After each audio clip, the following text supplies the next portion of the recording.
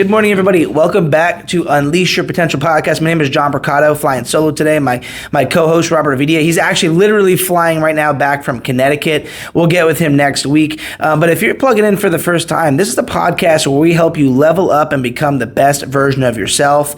We've got guests who have stories upon stories about how they have overcome challenges, how they've become the best version of themselves. And I'm so excited for our special guest today, Carmen Montiel. You guys are going to get a chance to know her and hear her story. And wow, is it powerful what we've got set up for you today. Carmen, good morning. Good morning, John. It's a pleasure to be here with you. Yeah, I'm so glad. We've been talking about this, and Carmen and I have been talking about doing this for like the last, 5-6 months, and we finally got together and did it. Finally, we did it. You're a busy guy. Yeah, we both are. Listen, you've got travel, you've got business, you've got life going on, and I've got the same thing, plus, a little baby kid. So it's a lot of good things, But Carmen, why don't you tell everybody, what firm do you what do you do, and what firm do you represent? Well, I'm a commercial real estate broker, and I work for KW Commercial. Many people don't know that Keller Williams does also commercial, not only residential. Right. So on the commercial side, it's called KW Commercial. Okay. So I do mostly commercial and international real estate. My residential portion, when I do residential, is international. But I also do some residential, and especially for investors. Yeah. And many times my commercial clients needs to jump into the residential area to locate that property that fits them perfectly for their business. Yeah, so you do not just commercial real estate here in the U.S. and a little bit of residential for investors, but you do international real estate as well. Yes, I have a certification for international property. It's called Certification International Property Specialist. Yeah. Now, can you literally do properties all over the world, or is it specific countries, or what? All over the world. Wow. But it also helps, to speak the language in the country that you're representing. Sure. And because the laws are different, Yeah. like for example in Latin America, which is the countries that I usually work with, we don't have what is called a title company here in the United States. Yeah. So everything has to be done through a notary office. In Latin American countries, a notary office is not like here that anybody have a certificate of a notary in a book. Yeah, or a little stamp or whatever. Exactly. It's an office, and everybody makes their appointment and go there physically to sign the documents. That's so cool. So if we want to buy property in Europe, though, I'm going to have to call you because you can do. That's so cool. Okay, cool. This is totally not even related to what we're going to talk about, but I saw this a while ago. It must have been 3 or 4 years now, where like different towns in Sicily were paying people to come and like develop the area because so many people are leaving to go to the big cities or to come to the U.S. and so that's got to keep you busy doing all these types of real estate. Yeah, that I also read about that, and what happened is, especially with the immigration. I'm originally from Venezuela. Yeah. Many of these little towns were able to to be revived by these new immigrants from Venezuela that actually they have a European background. From their parents, whether Italy or Spain, and then they went back there with the situation in Venezuela, and then now they're rebuilding these little towns. Yeah, that's cool. So I was just going to ask. So you're not from the U.S. originally, right? You're from Venezuela. Yes, okay. I was born and raised in Venezuela. I came to United States to study, and I finished study. We stayed a little bit. We're like, okay, let's. It was only 5 or 6 years ago then. It was 36 years ago. No kidding. I need to count. And to say, well, let's save some money and then go back. And what happened is the situation went down with communism, and so we were never able to stay. And I made my life here. My children were born here. I have 3 children, and I've been here ever since 1988. Wow. So you came to study, and then, when you finished, studying, there was political stuff going on in Venezuela. You couldn't be there, so you were in a country, figuratively speaking, it was a strange country, right? Because it's not where you're from, and you're here, and how did you make that work, with, studying? Did you have your kids yet at that time, or? No, I came here, and first I finished my degree.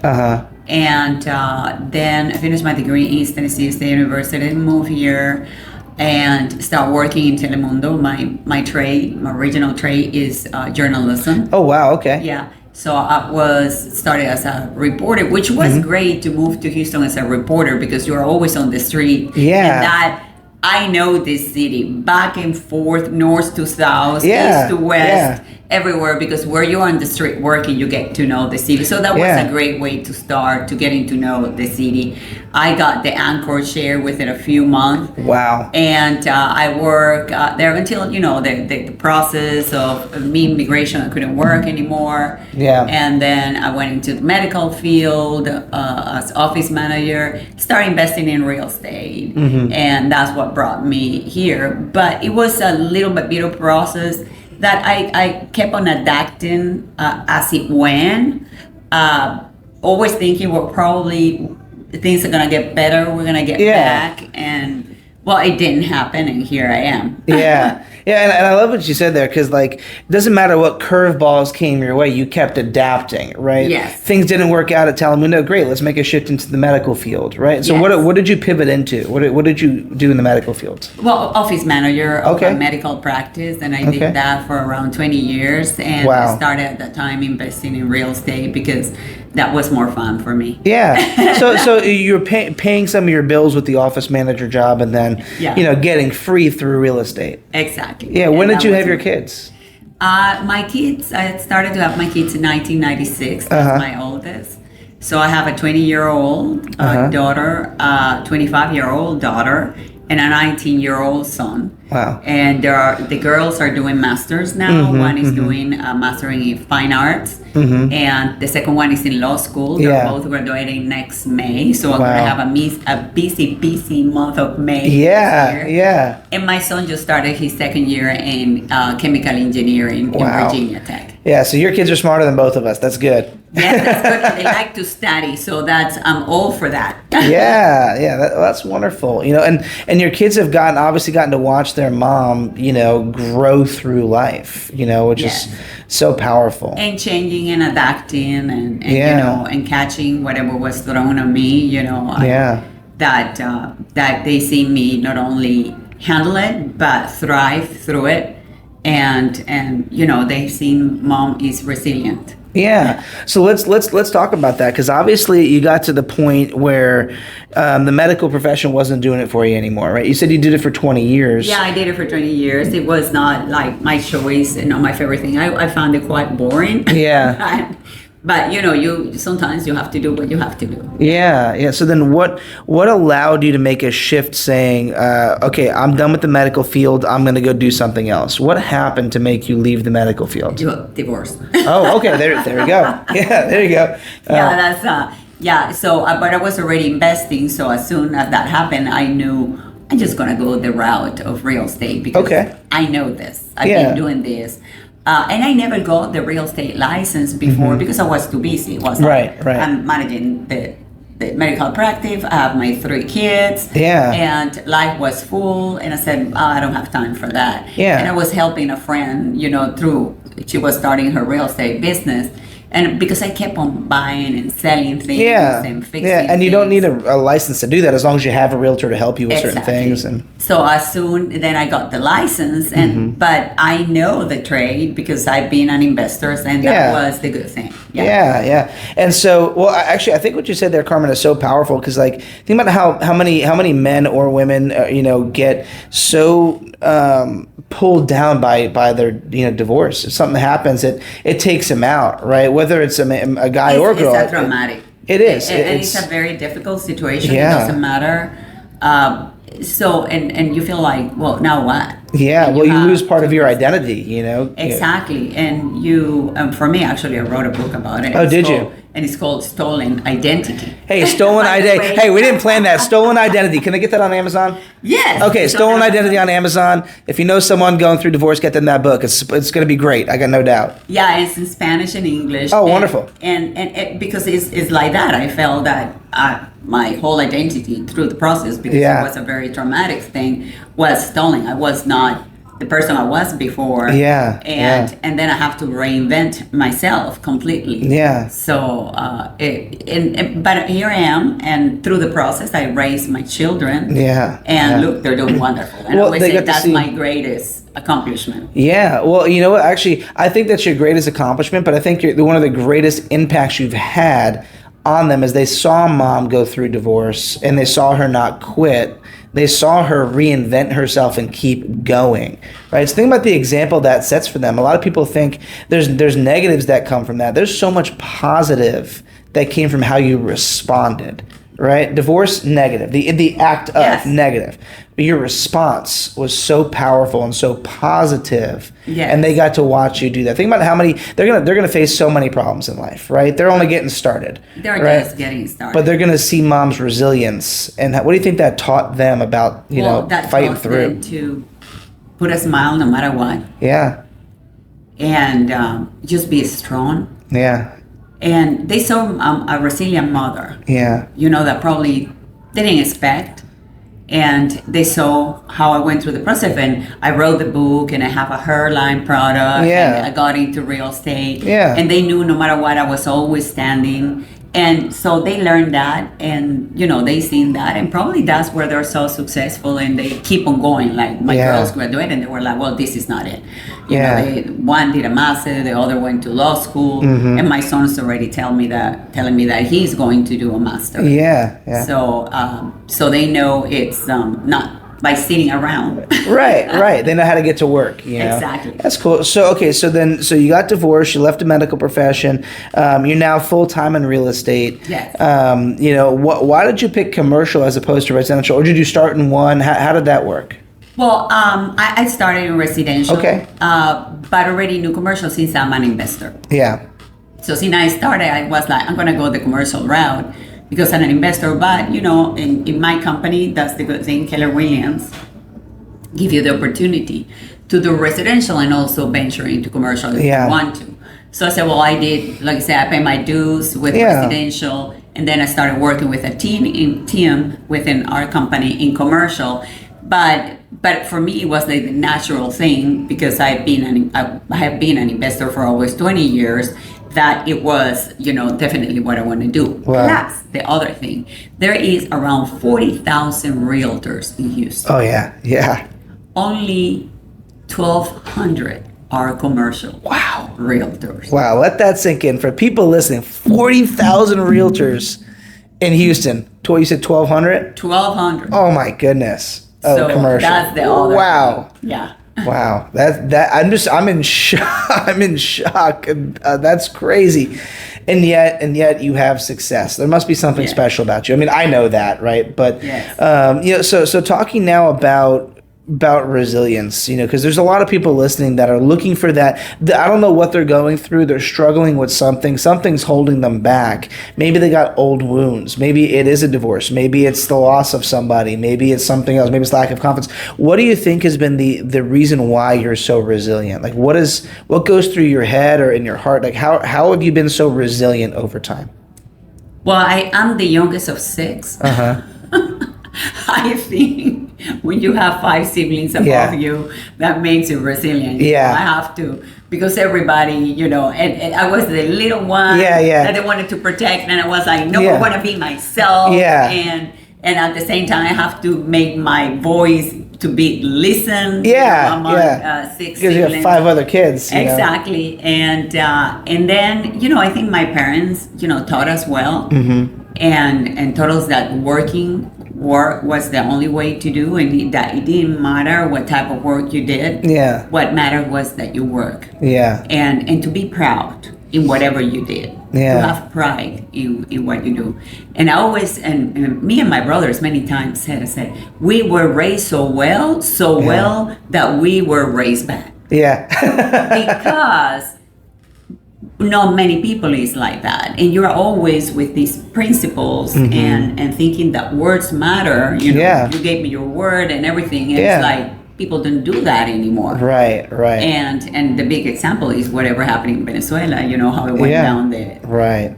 And I know that's especially personal to you because it's where you're from and you've watched it over time. But you're right. I got to say this. I agree with you that way of raising people is the right way to do it. Whether society or not adapts to that, they are wrong. Like that's they can do it. It doesn't matter, and that's how I have raised my children. You need to be responsible. responsible. Yep. You need to study. You need to work. And you need to be the best at whatever you do. I remember my dad used to tell me, I said, I don't care if you end up, cleaning the floors, but be the best at that. Yeah. And that's the purpose. Whatever you do, be the best. Have pride in what you do. And it doesn't matter what work it is, but be the best and do it with pride. Yeah. And we keep to raise our children like that. Yeah. Because at the end of the day, those are the people that are going to be successful.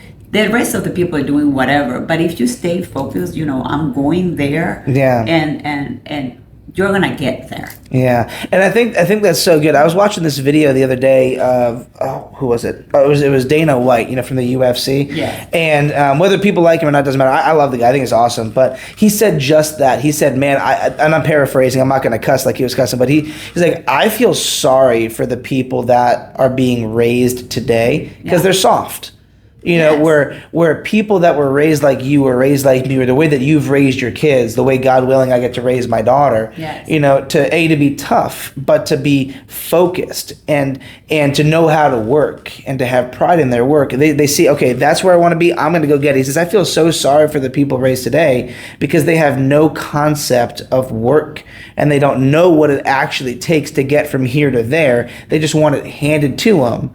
Handed to it, and they want compensation right away. Like instant gratification. Yeah. And it's not like that. You have to put your time, your effort, and you're going to see the result little by little, but it's not instant. And what happens is, sadly, this thing that we all have here, it's giving them instant gratification, and they think that this applies to absolutely everything, when it's not like that. That's right.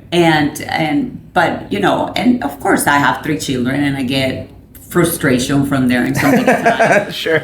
And they tell me, they come around, and I'm like, just keep on going. Yeah. Keep on doing it. And especially with kids, and it's when they go to college, we have a force in college that start like trying to twitch them from the values. Yeah. We have. Oh yeah. But I took my children to church, and I made them go to church. Eventually, how it is, teenagers, they were like rebellious. Yeah. But my oldest daughter now is praying a lot, is back to God. And that's amazing. And recently she put a pray in, we have a group chat. Yeah. And then my second daughter said, I'm reading the Bible. Wow.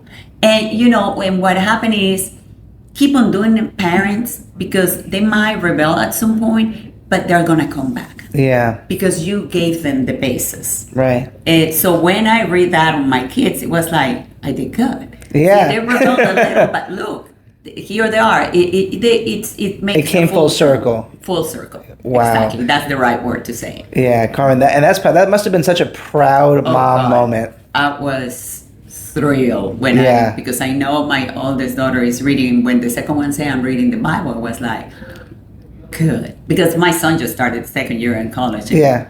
So we need to pray. We need to pray for him, right? We need to pray for him that he comes around, and and when he comes on break, I don't get to take him to church every Sunday, but every Sunday I say, well, today we're going. Yeah.